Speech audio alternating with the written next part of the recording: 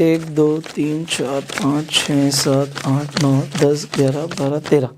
सो ये 13 नोट है मेरे हाथ में। ये आप देख सकते हैं $100 का एक नोट है। अब मैं आपको नोट क्यों दिखा रहा हूँ मैं आपको बता देता हूँ। अभी जब मैं लास्ट इंटरनेशनल ट्रिप में गया था तो वहाँ पे कुछ डॉलर्स मेरे बच गए थे। अब जब ये पैसे बच गए थे तो मेरे पास पड़े हुए थे। अब मैं आपको एक इंटरेस्टिंग चीज़ दिखाता हूँ। ये जो पैसे मेरे पास बच गए थे $1300, उस टाइम पे जब मैंने डॉलर लिया था तो 71 का प्राइस था। तो मैंने 71 के हिसाब से 92,300 रुपीज़ पे करे। बट अगर आज मैं इस डॉलर को बेचने जाऊंगा तो मैंने आज ही पता किया डॉलर का जो रेट है 74 के हिसाब से मुझे मिल रहा है। इसका मतलब क्या है कि आज ये वैल्यू हो गई 96200। मुझे एक्चुअल में मुनाफा कितने का हो गया 3900। ये क्या चीज़ है। हम अगर इंडियन मार्केट की बात करें, अगर हमारी जेब में 2000 का नोट है तो वो 2000 का ही रहता है। अगर ये $100 है तो ये $100 ही रहता है।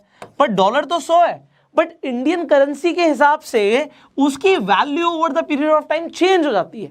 ये चेंज क्यों होती है? और जब ये चेंज होती है, जैसे मुझे मुनाफा हुआ यहाँ पे, ये रियल है, आपके सामने है कि कैश में मेरे पास नोट पड़े हुए हैं तो ये सामने सामने मुनाफा हुआ है। बट क्या ये मुनाफा लोगों को भी हो सकता है? ये आपने फॉरेक्स बहुत बार सुना होगा। ये फॉरेक्स ट्रेडिंग होती क्या है? अभी आपके दिमाग में जितने भी सवाल है ना, इन सब का जवाब आपको इस वीडियो में मिलने वाला है। तो वीडियो बहुत इंटरेस्टिंग होने वाली है। इस वीडियो को एंड तक जरूर देखिएगा। और अगर चैनल पे पहली बार आए सब्सक्राइब जरूर कीजिए, बेल आइकन पे क्लिक कीजिए, वरना ऐसी वीडियोस मिस हो जाएंगी क्योंकि बहुत इंफॉर्मेटिव होती हैं। अब फाइनेंशियल एजुकेशन की सीरीज चल रही है तो ये सब आपको सिखाना जरूरी है। अब बात करते हैं, आपने देखा कि भैया रियल मुनाफा हुआ है तकरीबन 4000 रुपए का। अब होता क्या है, जब हम किसी भी करेंसी की बात करते हैं तो करेंसी की वैल्यू चेंज होती रहती है। आज ये डॉलर आपको 74 का दिख रहा है, बट 1970 के अंदर अगर हम बात करें तो डॉलर तकरीबन 7 रुपए का होता था। तो 7 रुपए से 70 रुपए, ये 10 गुना कैसे इसकी कीमत बढ़ गई। अब ये कीमत क्यों बढ़ती है, किसी भी करेंसी की वैल्यू क्यों चेंज होती है, ये अपने आप में बहुत बड़ी इकोनॉमिक्स का पार्ट है। बट इसके अंदर बहुत जो मेजर फैक्टर्स हैं आपको पता है, जीडीपी है, इन्फ्लेशन है, एक देश के ऊपर कर्जा कितना है, वो बड़ा फैक्टर रहता है डेफिनेटली। इसके अलावा पीपीपी, परचेजिंग पावर पैरिटी। अब ये परचेजिंग पावर पैरिटी क्या होती है, बड़े शॉर्ट में आपको समझाता हूं क्योंकि कंसेप्ट्स आपके सारे क्लियर करना जरूरी है। जब आप परचेजिंग पावर पैरिटी की बात करते हो, एग्जांपल के तौर पे मैं यूएस गया या मैं आपके साथ यूरोप गया, तो अगर मैं आउट ऑफ इंडिया जाता हूं, यूरोप की बात करते हैं, यूएस की बात करते हैं। अब यूएस में जाके मुझे भूख लगी, मैंने अपने लिए कॉफी ली और मैंने एक सैंडविच ले लिया। अब ये कॉफी और सैंडविच के मान लेते हैं वहां पे मुझे $20 पे करने पड़े। अब आपको पता है $1 तकरीबन 74 रुपीज का रहा है, तो 70 मान लेते हैं। 70 × 20 मैंने 1400 रुपए पे किए। बट अगर मैं इंडिया में कैफे में जाऊंगा और अपने लिए कॉफी और सैंडविच लूंगा तो भैया आपको पता है कि कॉफी यार 100 रुपए की मिल जाएगी, सैंडविच 100 रुपए का मिल जाएगा और हमारा तकरीबन 200 रुपए में काम हो जाएगा। तो हमारा यहाँ पे इंडिया में 200 रुपए में काम हो रहा है और वही काम यूएस में जाके 1400 रुपए में हो रहा है। तो अब अगर इतना बड़ा डिफरेंस है, ये डिफरेंस क्यों है? इसे पीपीपी बोलते हैं, परचेजिंग पावर पैरिटी। एग्जांपल के लिए एक और एग्जांपल दे देता हूं। आप इंडिया के अंदर एक जगह से दूसरी जगह जाते हैं, आप ऑटो ले लेते हैं या आप कैब ले लेते हैं, आप 200 रुपए पे करते हैं। मान लेते हैं 200 रुपए आप 10 से 15 किलोमीटर के पे करते हैं। अब अगर आप यूएस में जाएंगे तो क्या 10 से 15 किलोमीटर के 200 रुपए ही पे करेंगे? The answer is no. वहां पे आपके 4000 रुपए लग जाएंगे। अब आपको लग रहा होगा क्या सच में सर इतने ज्यादा पैसे लगेंगे? हाँ लगते हैं। इसे ही हम परचेजिंग पावर पैरिटी कहते हैं कि इसमें डिफरेंस है। और डिफरेंस इंडिया के हिसाब से कितना है? 20 गुना का डिफरेंस है तकरीबन। और ये मैं नहीं कहता, ये रिपोर्ट्स आपकी निकालते हैं, वर्ल्ड बैंक निकालते हैं, इंटरनेशनल मॉनेटरी फंड्स निकालते हैं। तो ये रिपोर्ट ऑलरेडी आपके लिए निकली हुई है। बात यहां पर आती है कि ये डिफरेंस हर कंट्री के हिसाब से अलग अलग होता है। तो इंडिया का तकरीबन आप इंडिया में जो भी आप खर्चा करते हो, अगर आप same standard of living US में मेंटेन करना चाहते हो तो उसे 20 से मल्टीप्लाई कर दो। अगर आज आपका इंडिया का खर्चा 10,000 रुपए का होता है और 10,000 रुपए में आप जैसी जिंदगी जी रहे हो, आपको लगता है 10,000 में तो यार हम तो बड़ी गरीब वाली जिंदगी जी रहे हैं। तो अगर आप यूएस में होते और आप 2 लाख रुपए, आप सोचते हो मैं 2 लाख रुपए कमा रहा होता, तो आप यूएस में भी एक बहुत साधारण जिंदगी जी रहे होते। तो यहाँ पे 10,000 में जो काम हो सकता है वहां पे 2 लाख रुपए में होगा। अब ये करेंसी में डिफरेंसेस होते हैं। अब फॉरेक्स यहाँ से क्या शुरू होता है? फॉरेक्स कहता है जी, अब ये फॉरेक्स का मतलब है फॉरेन एक्सचेंज। फॉरेन करेंसीज कौन कौन सी होती हैं भैया? ऑस्ट्रेलियन डॉलर है, कैनेडियन डॉलर है, स्विस फ्रैंक है, ब्रिटिश पाउंड है, आपका यूरो हो गया, यूएसडी हो गया, ये सब आपकी फॉरेन करेंसीज हैं।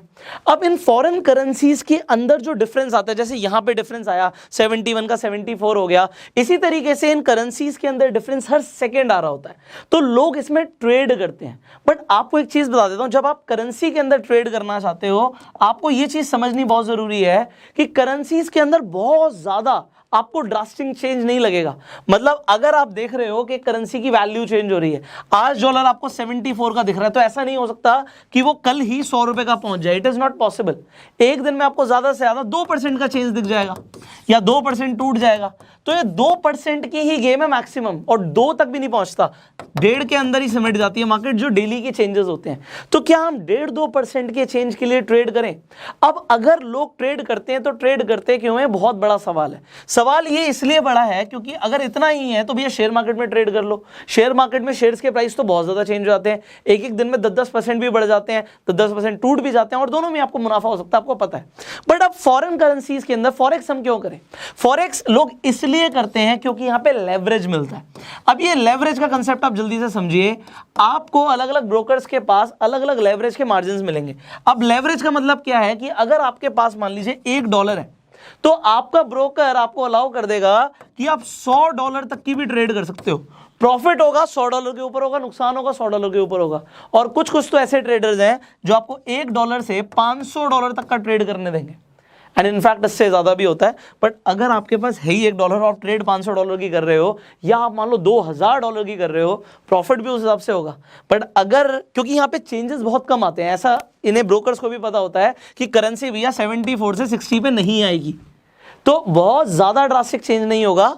तो ये जो अमाउंट है, ये बहुत कम अमाउंट से लोग यहाँ पे ट्रेड कर सकते हैं, इसलिए लोग फॉरेक्स ट्रेडिंग करते हैं। नाउ अब यहां पे फॉरेक्स ट्रेडिंग में कुछ इंपॉर्टेंट टर्म्स हैं, वो भी आपको समझानी बहुत जरूरी है, तो वो भी मैं आपको क्लियर कर देता हूं। जब आप ट्रेड करते हो तो यहां पे लॉट साइजेस होते हैं।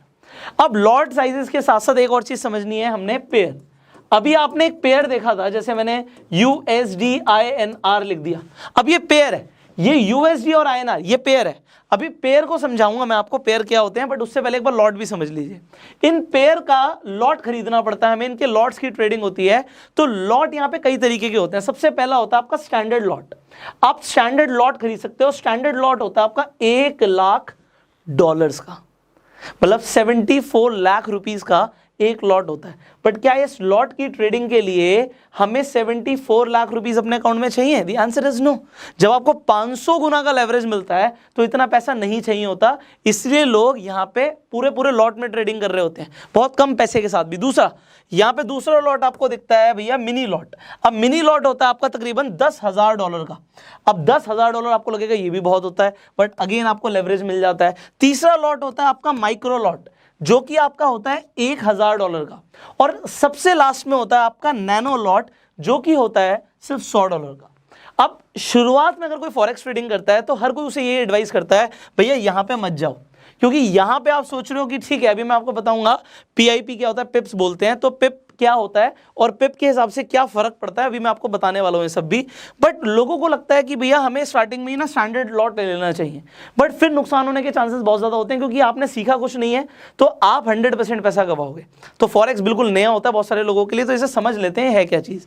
नाउ यहाँ पे वॉल्यूम, अब एक स्टैंडर्ड लॉट लिए तो वॉल्यूम 1 है। अगर आपने मिनी लॉट लिया है तो यहाँ पे 0.1 आपका वॉल्यूम है, माइक्रो लॉट लिया 0.01 वॉल्यूम है, और नैनो लॉट लिया 0.001 वॉल्यूम है। अब वॉल्यूम के हिसाब से पैसा मिलेगा आपको। आपको लगा पैसा मिलेगा, कैसे मिलेगा, अभी समझते हैं। ये स्टैंडर्ड लॉट आपने खरीदा $1 लाख का। अब यहाँ पे एक छोटा सा फ्रैक्शन ऑफ आप देखोगे, अगर प्राइस चेंज हो जाता है तो आपको एक पिप पे, ये पिप क्या होता है अभी बताने वाला हूं, आपको $10 मिलते हैं स्टैंडर्ड लॉट पे। अब पहले आपको पिप समझा देता हूं, वरना आपको कंफ्यूजन होगी समझने में, और ये सारी बड़ी टेक्निकल चीजें होती हैं, पहले दिन लोगों को नहीं समझ आती, तो कोई बात नहीं, आपको भी थोड़ा सा टाइम लग सकता है, समझ लेते हैं। अब आप जब एक बार प्राइस लिखा हुआ देखोगे किसी भी, जैसे मैंने बोला ये पेयर है USD और यहाँ पे हमने कैनेडियन डॉलर ले लिया, तो अब USD CAD आपको कुछ इस तरीके से लिखा हुआ दिखेगा 1.3450। अब अगर कुछ ऐसा लिखा हुआ है तो पिप क्या है, यहां पे 1 2 3 4, आप डेसिमल के बाद 4th नंबर पे आ जाओ। अब मान लेते हैं इसका प्राइस बढ़ गया, कितना बढ़ गया, 1.3452 हो गया। तो ये जो लास्ट की 4th डिजिट चेंज हुई है इसे हम क्या बोलेंगे, 2 पिप बढ़ गया, 2 पिप बढ़ गया। पॉइंट्स इन परसेंटेज होता है ये, इसकी फुल फॉर्म होती है, बट ये 2 पिप बढ़ गया। और अगर ये हो गया 1.3448 तो हम बोलेंगे 2 पिप कम हो गया। वेरी नाइस, इतना समझ आ गया, बहुत बढ़िया। ये 20 पिप भी बढ़ सकता है, 50 पिप भी बढ़ सकता है। तो ये पिप्स से प्रॉफिट और लॉस कितना होता है अब आपको समझ आ जाएगा। जल्दी से दोबारा से उसी पे आ जाते हैं आपको समझाने के लिए। सो जब पिप चेंज होता है तो आपको दिखेगा 1 पिप अगर चेंज हुआ, ओनली 1 पिप, अगर आपने स्टैंडर्ड लॉट लिया हुआ है तो 1 पिप से आपको $10 मिलेंगे। और अगर 1 पिप कम हो गया, अगर आपने खरीदा हुआ है तो आपके $10 आपके अकाउंट से चले जाएंगे। अगर वो 10 पिप बढ़ गया तो $100, तकरीबन 7,400 रुपए कमा लिया आपने। और ये सेकंड्स के अंदर होता है। तो सेकंड्स के अंदर लोग बहुत पैसे कमाते हैं और बहुत पैसे गवाते हैं। सिमिलरली अगर आपके पास मिनी लॉट है तो $1 पर पिप, अगर आपके पास माइक्रो लॉट है तो 10 सेंट्स पर पिप, और अगर आपके पास नैनो लॉट है तो 1 सेंट पर पिप। पहले दिन नहीं समझ आएगा, it will take time, but जितना समझ आ रहा है आप बहुत बढ़िया जा रहे हो, you are going very good. आगे बढ़ते हैं। तो फॉरेक्स ट्रेडिंग में ये कुछ टेक्निकल चीजें थी। अब डिपेंड करता है मार्केट में वॉल्यूम जब आता है तो पिप्स बहुत ज्यादा बढ़ने के या घटने के चांसेस ज्यादा होते हैं। तो उस टाइम पे लोगों को ट्रेड करने में बड़ा मजा आता है। तो जनरली देखा क्या जाता है, जब मार्केट्स ओपन होती हैं, स्पेशली 3 जोन्स आपको ध्यान रखने हैं। जब एशियन मार्केट ओपन होती है टाइमिंग अलग है, यूरोपियन मार्केट ओपन होती है, लंदन की मार्केट ओपन होती है, टाइमिंग अलग है, और जब अमेरिकन मार्केट ओपन होती है टाइमिंग अलग है। ये तीनों जब मार्केट्स ओपन होती हैं, फॉरेक्स मार्केट में बूम आ जाता है। बूम आ जाता है मतलब वॉल्यूम आ जाता है, क्योंकि इंडियन वॉल्यूम कुछ नहीं है इनके सामने। मैं आपको बता देता हूं, जो फॉरेक्स मार्केट है वो दुनिया की सबसे बड़ी मार्केट है, दुनिया की सबसे बड़ी मार्केट। आपने शेयर मार्केट का नाम सुना होगा, कुछ भी नहीं है शेयर मार्केट फॉरेक्स मार्केट के सामने वॉल्यूम के अंदर। आप जितना शेयर मार्केट में देखते हो महीने में ट्रेड हो रहा है, फॉरेक्स मार्केट में पर डे का ट्रेड 6 ट्रिलियन का है। ये पर डे का ट्रेड है। आपने कॉमोडिटी मार्केट का नाम सुना होगा, इसी तरीके से फॉरेक्स मार्केट होती है। अब बात करते हैं फॉरेक्स मार्केट जब इतनी बड़ी है, और देखो मैंने आपको बता दिया जब वॉल्यूम आएगा तो कमाई के चांसेस बढ़ जाते हैं। बीच में जैसे मैंने आपको बताया कि मार्केट हो सकता है वॉल्यूम के बिना इतने ज़्यादा मजा नहीं दे, उछाल ना दे, बट जब वॉल्यूम आता है तो उछाल आता है मार्केट में। ये आपको पता होना ज़रूरी था। ये बेसिक चीज़ें हैं जो आपको पता होनी ज़रूरी थी। अब बात करते हैं, अगर आपको फॉरेक्स में इंटरेस्ट है और आप फॉरेक्स सीखना चाहते हो, आप कैसे सीखोगे? पहले दिन पैसा मत लगाओ, पहले दिन पैसा मत लगाओ, पहले सीखो। फॉरेक्स मार्केट बहुत ज़्यादा मतलब वॉलेटाइल मार्केट है। वॉलेटाइल आप कहोगे सर है तो सिर्फ 2% ऊपर नीचे जाती है, बट क्योंकि लेवरेज ट्रेडिंग होती है, लेवरेज की वजह से लोग बहुत ज़्यादा पैसा कमाते हैं और गवाते हैं।